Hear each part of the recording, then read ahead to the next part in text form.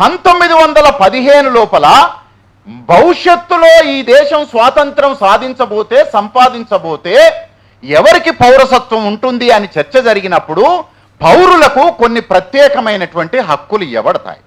ఏమి హక్కులు ఇవ్వబడతాయి?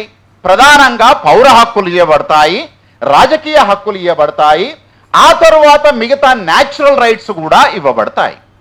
ఇంకొక చాలా ప్రధానమైనటువంటి అంశం ఏంటిది అని అంటే, నిన్న మొన్న ఒక 4 రాష్ట్రాలు, భారతదేశంలోని 4 రాష్ట్రాల లోపల మనం మాట్లాడుకుంటున్నటువంటి రైట్ టు బిలీఫ్ అనేటటువంటి ఒక ఫండమెంటల్ రైట్ టు ఫ్రీడంలో భాగంగా ఉండేటటువంటి రైట్ టు బిలీఫ్ అనేటటువంటి ఒక ఫండమెంటల్ రైట్. ఈ రైట్ టు బిలీఫ్ లోపల ఏంటిది అని అంటే, ఒక మనిషి థీయిస్ట్గా ఉండొచ్చు, ఎథీయిస్ట్గా ఉండొచ్చు, లేకపోతే మతం అని అంటే నీకు నచ్చినట్టుగా కూడా ఉండొచ్చు. నేను మా క్లాస్ రూమ్ లోపల నా స్టూడెంట్ని అడిగాను, దేవుడు అని అంటే నీ దృష్టిలో ఎట్లా ఉంటాడు అని అంటే, దేవుడు అంటే కిరీటం పెట్టుకొని ఉండొచ్చు, దేవుడు అని అంటే ఏదో షాల్ వేసుకొని ఉండొచ్చు, దేవుడు అని అంటే జీసస్ లాగా ఉండొచ్చు, దేవుడు అని అంటే తెలంగాణలో మ్యాట్రియార్కల్ కల్చర్ లోపల ఉండినటువంటి మైసమ్మ, మారెమ్మ, పోచమ్మ, ఎల్లమ్మ లాగా ఉండొచ్చు, 3 రాళ్ళు పెట్టుకొని ఉండొచ్చు. కానీ నేనేం అడిగినాను అని అంటే, ఒకవేళ అవి ఏవి నన్ను సాటిస్ఫై చేయకపోతే నా దృష్టిలో దేవుడు అని అంటే ఒక పంది ఆకారము, సగం మనిషి ఆకారం, సగం పక్షి ఆకారం, సగము ఒక రకమైనటువంటి వింత జీవి ఆకారాన్ని తీసుకొని నేను దేవుడు ఇట్లా ఉంటాడు అని నేను ఊహించుకోవచ్చా? నాకు ఆ స్వేచ్ఛ ఉంటుందా? No, you see, God has a imagination, and that imagination could give the complete right to imagine by yourself, not by forced by anyone else.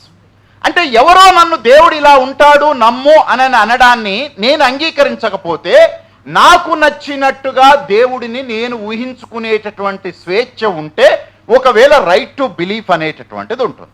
ఈ రైట్ టు బిలీఫ్ దేవుడు ఉన్నాడని భావించవచ్చు, దేవుడు లేడు అని భావించవచ్చు. ఒకవేళ దేవుడు ఉన్నాడు అని అంటే ఏ రూపంలో ఉన్నాడని భావించవచ్చు, దేవుడు ఉన్నాడంటే అసలు రూపమే లేదు అని భావించేటటువంటి ఇస్లాం, క్రిస్టియానిటీ, జివిష్ లాగా ఉండొచ్చు. ఏదైనా సరే ఒకదాన్ని భావించు. అయితే ఇప్పుడు వచ్చినటువంటి ప్రాథమికమైనటువంటి కాన్స్టిట్యూషనల్ రైట్ టు ఫ్రీడమ్ని ఛాలెంజ్ చేసేటటువంటి చట్టాల్ని కొన్ని రాష్ట్రాల్లో తీసుకొని వచ్చారు. కన్వర్షన్ కావాలి అని అంటే, రిలీజియస్ కన్వర్షన్ కావాలి అని అంటే పబ్లిక్ నోటీస్ అనేటటువంటిది ఇవ్వాలి. ఆ నోటీస్ ఇచ్చిన తర్వాత దాని మీద ఎవరైనా ఆబ్లిగేషన్స్ రైజ్ చేస్తే ఆ ఆబ్లిగేషన్స్ని మొత్తం రివ్యూ చేసిన తర్వాత a person can transform from one religion to the another religion. ఇంకొకటి ఉత్తరాఖండ్ లోపల ఈ మధ్యనే ఒకటి వచ్చింది. మనకు హైదరాబాద్ లోపల it is because of the neoliberal economic policies, neo capitalism మూలంగా వ్యక్తికి విపరీతమైనటువంటి స్వేచ్ఛ ఒకవైపు నుంచి దొరుకుతుంది, ఇంకోవైపు నుంచి రాజ్యం అతి భయంకరంగా వ్యక్తి జీవితం లోపల ఎంటర్ అయ్యేటటువంటిది ఇండియా లోపల కనిపిస్తూ ఉంది. అయితే మనకు ఒక ఒక ఒక ఈ జూబ్లీ హిల్స్ ఇటు నుంచి దాటి మనం ముందుకెళ్తా ఉంటే మొత్తం దాదాపు అంతా మెన్స్ హాస్టల్స్ ఉంటాయి, షేరింగ్ హాస్టల్స్ ఉంటాయి, కలెక్టివ్ హాస్టల్స్ ఉంటాయి. ఒక ఇద్దరు ఆడామగా కలిసి కూడా ఒకే దగ్గర ఉండొచ్చు, లేదా ఒక అపార్ట్మెంట్లో ఉండొచ్చు. షేరింగ్ కల్చర్ అనేటటువంటిది విపరీతంగా పెరిగిపోయింది. లివింగ్ టుగెదర్ అనేటటువంటిది కూడా విపరీతంగా పెరిగిపోయింది. ఉత్తరాఖండ్ ఏం చట్టం చేసింది అని అంటే, భారతీయ సంస్కృతి సాంప్రదాయాలకు విరుద్ధంగా, వ్యతిరేకంగా, భిన్నంగా ఈ లివింగ్ టుగెదర్ అనేటటువంటి కల్చరు బెంగళూరు, హైదరాబాదు, ఢిల్లీ అనేక రకాలైనటువంటి మెట్రోపాలిటన్ సిటీస్ లోపల నడుస్తుంది. కాబట్టి ఏ ఇద్దరు మనుషులైనా సరే కలిసి జీవించాలి అని అనుకుంటే ఖచ్చితంగా వాళ్ళు పర్మిషన్ లెటర్ పెట్టుకోవాలి. ఆ పర్మిషన్ లెటర్ కంటే ముందు you need certain kind of documents which are provided by the family members and the government of India అని. అంటే ఏం చేయాలి? కుటుంబము, మా అమ్మాయి వేరే అబ్బాయితోటి లివింగ్ టుగెదర్లో ఉండొచ్చు, మేము అంగీకరిస్తున్నాము అని ఒక లెటర్ సర్టిఫై చేయాలి. ఆ తర్వాత నువ్వు ఆధార్ కార్డు అప్లోడ్ చేయాలి. ఆ తర్వాత నీకు ఉండినటువంటి బ్యాంక్ అకౌంట్, అన్ని నీ సర్టిఫికెట్స్ మొత్తం everything you have to upload. And if then after uploading all of the documents, ఒకవేళ నువ్వు ప్రభుత్వం నుంచి లివింగ్ టుగెదర్ పర్మిషన్ ఉంటే తప్ప నువ్వు లివింగ్ టుగెదర్ రిలేషన్స్ లోపల ఉండటానికి వీల్లేదు అని చట్టం వచ్చింది. అఫ్ కోర్స్ నేను ఇప్పుడు ఈ చెప్పిన ఈ లివింగ్ టుగెదర్కి సంబంధించినటువంటి కొత్త చట్టం విషయం లోపల ఈ హాల్లో ఉండబడినటువంటి అనేక మంది కూడా అంగీకరించకపోవచ్చు. కానీ భారత రాజ్యాంగ చట్టము ఒక మనిషి తనకు నచ్చినట్టుగా జీవించేటటువంటి హక్కును ప్రసాదిస్తుంది. చాలా ప్రధానంగా అది చెప్పేటటువంటిది ఏంటిది అని అంటే, ఏ మనిషి జీవితంలోనైనా సరే is the sovereign, nobody is sovereign over the life of the others అని చెప్తుంది. అంటే నేను ఎలా జీవించాలి అనేటటువంటి విషయం లోపల అంతిమమైనటువంటి నిర్ణయం నాదే తప్ప, నా జీవితము ఎట్లా నడవాలి అనేటటువంటి నిర్ణయం చేసే దాంట్లో ఇంకెవ్వరూ కూడా నిర్ణయం చేయటానికి వీల్లేదు. ఒకవేళ అట్లా చేస్తే వ్యక్తి స్వేచ్ఛ అనేటటువంటిది రాజ్యాంగం సూత్రీకరిస్తుంది తప్ప ఆచరణ లోపల ఏమాత్రము లేదు అని చెప్పి చెప్తా ఉంది. అందుకనే మిత్రులారా, ఈ కాంటెక్స్ లోపల భగత్ సింగ్ని ఎట్లా మనం రివ్యూ చేసుకోవాలి అని అంటే, నేనేమంటా ఉన్నానంటే భగత్ సింగ్ ఈ పోరాటం చేసిండు ఆ పోరాటం చేసిండు కాదు. ఒకవేళ భగత్ సింగ్ ఇప్పుడు ఉంటే అసలు ఆయనకే పౌరత్వం ఉండటానికి లేదు. మన సంగతి పక్కకు వదిలిపెట్టేశాడు. This is the fundamental thing. And the second thing which we need to understand that what actually the difference in between. Stalin నన్ను అడిగిండు, అంటే ఇప్పుడు దేశం లోపల చాలా విపరీతమైనటువంటి కమ్యూనల్ రైట్స్ అనేటటువంటిది జరుగుతూ ఉన్నది. Dominant communities, whether it is a religion, cost, gender ఏదైనా కావచ్చు, వాళ్ళు వీక్ సెక్స్ పైన, వీక్ కాస్ట్ పైన, వీక్ రిలీజన్ పైన అత్యంత దుర్మార్గమైనటువంటి దాడి జరుగుతూ ఉన్నది. నేను కూడా నాకెవరో స్టూడెంట్స్ కొంతమంది పంపిస్తే ఈ మధ్య కాలంలో 2 రోజుల నుంచి నేను వీడియోలు చూశాను. వీడియోలు చూస్తే ఫోర్స్ఫుల్గా రంగులద్దటము, ఫోర్స్ఫుల్గా పువ్వులు జల్లటము. అయితే with in the religion, with in the family లోపల కూడా ఉమెన్ బాడీని మిస్యూజ్ చేసే పద్ధతుల్లో టీవీ వీడియో తీసుకుంటూ స్త్రీ పిరుదులకు కూడా నువ్వు రంగులు పూసేటటువంటి ఒక కల్చర్ని మనము తీసుకున్నాం. Of course you have a right to celebrate your festival, right, but that must be practised without creating any problem, harm to the other human being. అంటే నాకు ఇష్టం లేని దాన్ని కూడా నన్ను ఫోర్స్ చేసే పద్ధతుల లోపల, ఒత్తిడి చేసేటటువంటి పద్ధతుల లోపల ఏ స్థితి అయినా కూడా జరిగితే అది ఫండమెంటల్గా రాజ్యాంగం ఇచ్చినటువంటి సహజ హక్కు సూత్రానికి పూర్తిగా విరుద్ధమైనటువంటిది, వ్యతిరేకమైనటువంటిది. అయితే ఇప్పుడు రాజ్యాంగానికి సంబంధించినటువంటి హక్కుల గురించి మాట్లాడేటటువంటి పరిస్థితి లేదు.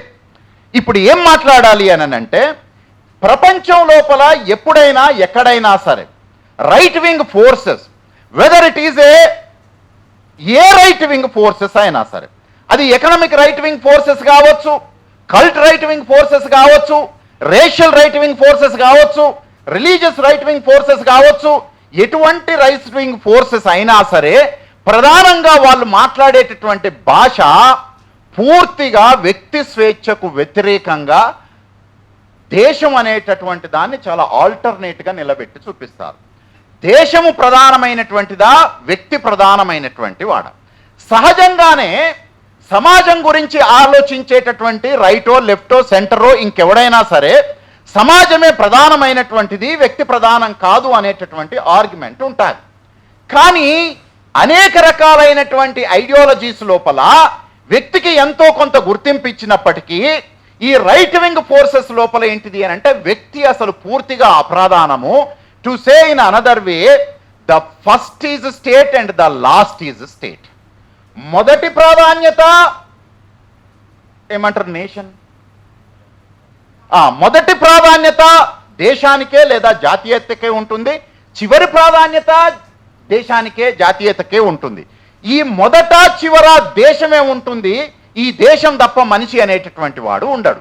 That is the reason in generally all the right wing forces including certain kind of authoritarian states very recently undermined the individual rights. దాదాపు ప్రపంచం లోపల ఇప్పుడు 30 దేశాల లోపల రైట్ వింగ్ ఫోర్సెస్ పవర్లోకి వచ్చాయి. అది ట్రంప్ని చూస్తే మనకు అర్థమైపోతుంది. ట్రంప్ ఎట్లా వచ్చాడు అనడానికి ఒక సింపుల్ ఒక కంపారిజన్ ఇస్తాను. Because of the corporate neoliberal capitalism, so neoliberal capitalist choosed BJP is a political force for their interest. నేను ఆ 14లో రాసినటువంటి వ్యాసం లోపల మోడీ ఎందుకు ప్రైమ్ మినిస్టర్ అవుతాడు అని రాసిన వ్యాసం లోపల ఏం చెప్పాను అనంటే, భారతదేశం లోపల ఉన్న పెట్టుబడిదారులు ఇప్పుడు కాంగ్రెస్ వద్దు అని అనుకొని కాంగ్రెస్ని పక్కకు పెట్టి బీజేపీని తేవాలి అని అనుకున్నారు. కాబట్టి బీజేపీ పవర్లోకి వస్తుంది అని. మరి ప్రజలు కదా ఓట్లేసేది అని అంటే, ఓట్లేసేది ప్రజలే కానీ ప్రజలకు సంబంధించినటువంటి మైండ్ అంతా కూడా కార్పొరేట్ చేతుల లోపల ఉంటుంది. వాళ్ళు ఎట్లా ఆపరేట్ చేస్తే అవుతుంది. అయితే మనం ఏం ఫీల్ అవుతున్నాం చాలా సందర్భాల్లో, ప్రజలే కదండి ఆ బీజేపీకి ఓటేసింది, ఇంకేం మాట్లాడాలి అని అంటాం. ప్రజలు ఓటేయరు, ప్రజలు ఓట్లేసేటట్టుగా కార్పొరేట్స్ డిసైడ్ చేస్తారు. దాని మూలంగానే పెట్టుబడిదారి వర్గం ఎంపిక చేసుకోవడం వల్ల బీజేపీ అధికారంలో ఉంటుంది. ఎంతకాలం పాటు ఈ పెట్టుబడిదారి వర్గం బీజేపీ తోటి కన్వీనియంట్గా ఉంటుందో, కంఫర్టబుల్గా ఉంటుందో అంతకాలం బీజేపీ అధికారంలో ఉంటుంది. ఆ తరువాత వాళ్ళు వద్దు అని అనుకున్న నాడు బీజేపీని వాళ్ళే ఓడిస్తారు. మీరు ఓడించరు, మీరు గెలిపించరు. The second thing I would like to compare the Indian context with the American democracy. So చాలా పెద్ద డెమోక్రసీ అని మాట్లాడుతూ ఉన్నాం. ఆయన పైన కూడా నేను ఒక రైటింగ్ రాశాను. మన దాంట్లో చాలామంది పని చేస్తే, శ్రమ చేస్తే, కష్టపడితే ఎలన్ మస్క్ లాగా కష్టపడాలి అని చెప్పి వీడియోలన్నీ వస్తూ ఉంటాయి. ఎలన్ మస్క్ బాగా కష్టపడతాడట, రోజుల తరబడి కంపెనీలోనే పడుకుంటాడట, రోజుకు 18 గంటలు పనిచేస్తాడట, నిద్ర వస్తే కంపెనీలోనే పడుకొని మళ్ళీ లేచి మళ్ళీ పనిచేస్తూ ఉంటాడట.